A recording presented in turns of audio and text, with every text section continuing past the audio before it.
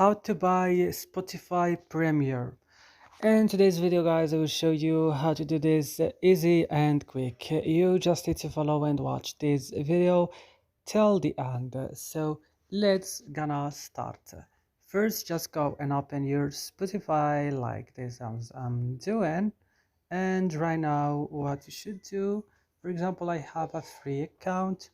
Right now, come to the settings on the corner of the screen and click on Go Premium. Right now, here you will choose how much you want. For example, this for family, for twins.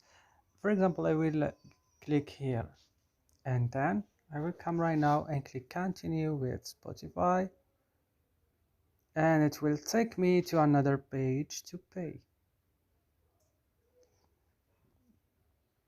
So I will just wait here and then I will choose how the way I wanna pay, for example credit or debit card.